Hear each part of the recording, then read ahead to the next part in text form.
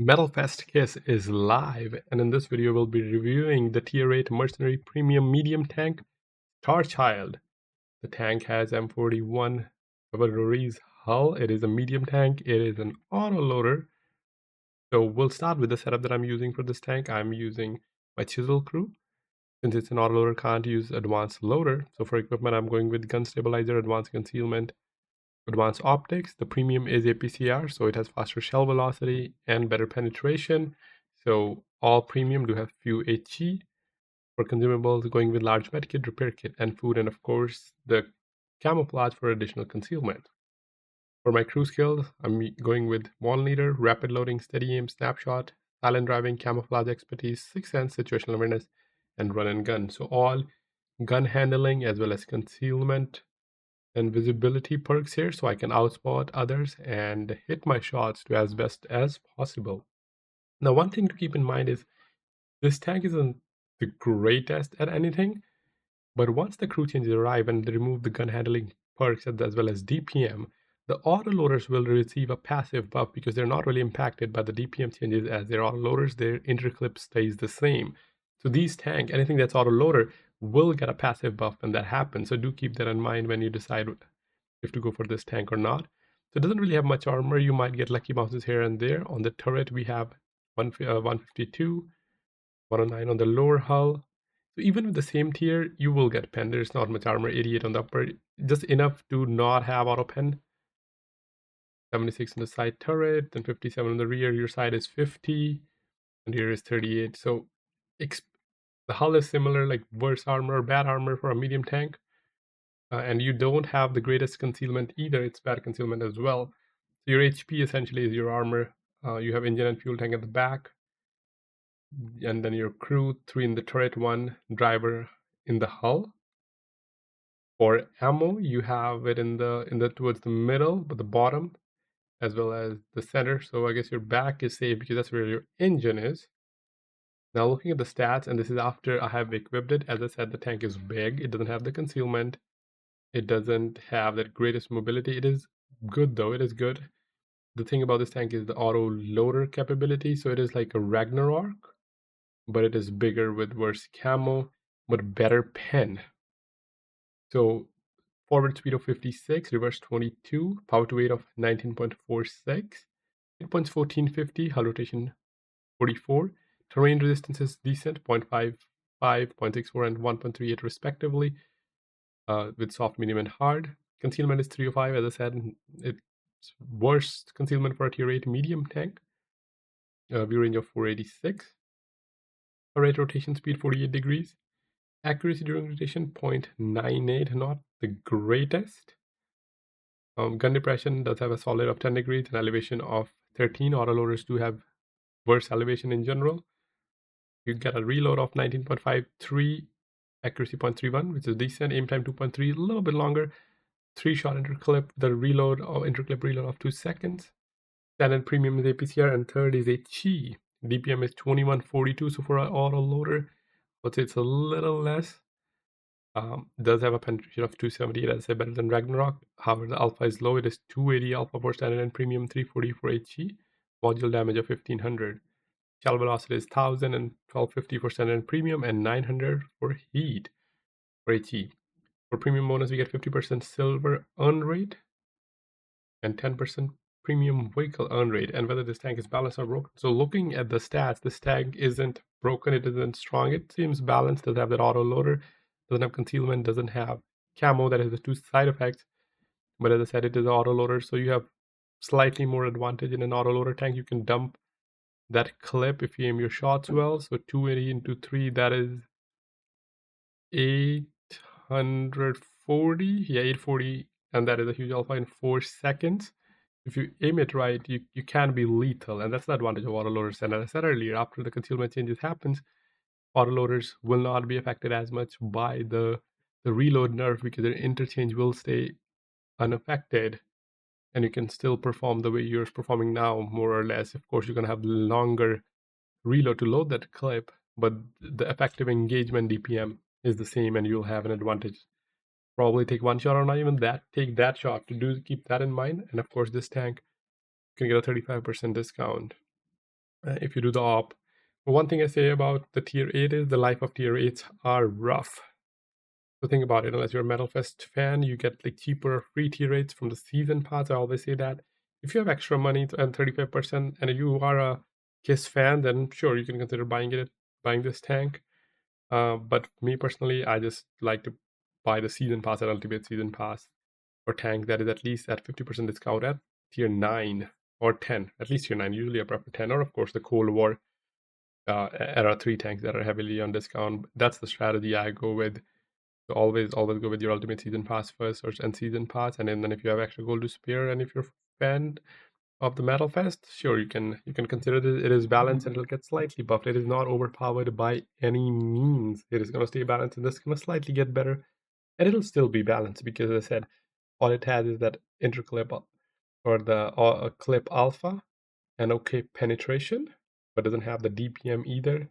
It doesn't have the concealment, and it doesn't have armor either. Yeah, you have 10 degrees of gun depression. You are like long range, mid to long range tank. You have to play accordingly, but in no way a game breaking tank at all, a balanced tank, and depends on your preference. So now let's see how it performs in the battlefield. I launched into Hidden Village, beautiful matchmaking as I'm top tier, which means I can be a little bit more aggressive and I can bully more effectively. When you're facing tier 8s and tier 9s or tier 10s, you have to be much more passive because the chances of you not penning them is higher, especially early on when everyone is facing towards you. You have to either hit their hatches or their lower plate, and sometimes you even bounce that as well, as 278 premium isn't the greatest even for a tier 10. And if you fire 3 shots, you might only pen 2, which comes down to 560 alpha, and these days tier 10s have 440 alpha. So you might have been that slight trade, but they have more HP, so you're going to end up losing anyway. So you have to be extra careful when you are playing against tier 10s, but when you're tier 8s, you have that luxury because you have competitive hit points, as well as because of that high interclip alpha advantage, you can do better. So going to the spot to farm the cross pre-aimed, so I can get lucky when they farm. And the best case scenario here is if I can track the tank that's crossing and then dump my next 2 rounds as well. So 3 out of 3 would be a beautiful start. This pre-aimed here, their tanks are spotted. We have a okay spread, and there's our first target, a tier 7, and that's what I was talking about. The interclip 2 isn't the greatest, but it is still decent. If he had time to back up because I didn't track him, but then he peeked again and died. So the best interclip we have in game is 1.5 seconds for some tier 9 and tier 10s. Of course, there's the tank that has 1 second, but they don't have the greatest alpha. But some of the autoloaders, they got their interclip nerfed, so a lot of the tanks which had 2 seconds of interclip now is 2.2, and 2.5 got changed to 2.7. So 2-second interclip now is more respectable than what it was, and especially if you track them. And as I was saying, once the crew changes happen, when the rapid loading or the DPM gets nerfed, this tank would be stronger. Still would remain balanced though. I managed to put 2 more shots. So the gun handling isn't the greatest. It is an autoloader, and autoloader do have relatively worse gun handling for obvious reasons to maintain or balance the tank, and it will suffer with the accuracy nerf that is coming in. So you have to make sure you have the best equipment and as better accuracy as possible, because the tank playstyle relies on the engagement DPM. So you can choose your engagement, but when you do choose it, you have to make sure you pen all 3 shots, because if you don't, then what do you have basically? If you pen 2, it says 560 alpha, and if you pen 280, so that isn't that great. But of course you can't pen every clip or all the shots in the clip every time, so do your best as possible. We got some shots in front. I try to retreat to see if someone is pushing and I can pen over there, but our team managed to take care of that tank. We are winning by hit points as well as number of tanks.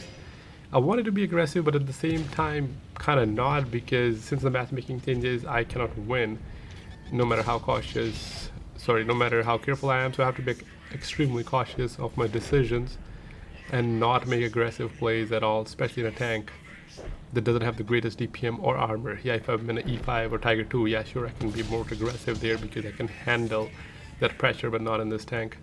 So waiting for my team to engage them, and as a result, they're also spotting them, which is allowing me to dump that clip. And for autoloaders or any tank in general, And the more HP you have towards the end, you have extra carry potential, and it is more with auto loaders because you're going to keep winning the engagement. And towards the end of the battle, most of the tanks are not full health anyway, so that 840 alpha is huge to clipping someone and eliminating them without taking any shot or taking just one shot. So that's why conserving HP is huge, especially, as I said, in an autoload or something that doesn't have armor, because your HP is your armor.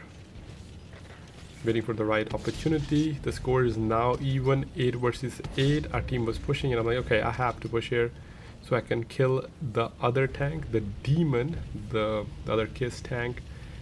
It does have high health as well as flamethrower, the multi-weapon tank. So pushing forward, force a reload. My priority was that demon tank because I feared it might cost us the game.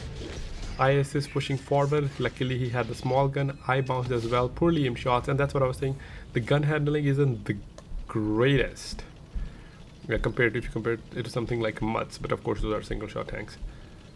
So he is pushing forward, and all of a sudden everyone around me is dead. And that's what happened every time. Every time I try to be aggressive, everyone around me dies. And I'm like, okay, let me just reload. He crossed again, clipped him, and this is where autoloader is coming in handy. I'm still worried about the demon peeking me, as there's no one really covering me. Astron took that opportunity to push and end up dying. Lucky for me, the charioteer took out the demon over on the other side who was pushing. He wasn't pushing me, and Earthshaker tried to push me, and I'm also in a cross with the SWAC. Lucky again, he missed, and he missed again, because that's also a very, very dangerous tank. That is definitely one of the overpowered tank at tier 8. So I was lucky, as well as I had HP, where I had the luxury to take some shots, and of course I got lucky with missing some. At 5 kills, 4200 damage, I'm pushing towards the artillery. I should have forced a reload right away. I thought he was gonna die. I took some time, got the smartest decision, because once you see someone is like 4 blocks away from you, you should force a reload so you're loaded as soon as you get there. So I'm charging in. Vanguard is clipping the artillery. Lucky for me, Vanguard bounced 2 of his shots, and I'm almost loaded. I'm like, no one should shoot him, so I can get my 6th kill as well as top gun, which should secure an ace tanker. And there it is, 4600 damage, 6 kills, and okay average tank. I'm not gonna buy it, as I said, right? I prefer the other tanks, and it is the life of tier 8s are rough, especially when RLC makes more silver, so they don't have that USP of making silver anymore anyway. So that's it for this video. Thanks for watching, and do let me know in comments what you think about this tank of the Kiss event. I'll catch you in the next one. Have a great rest of your day.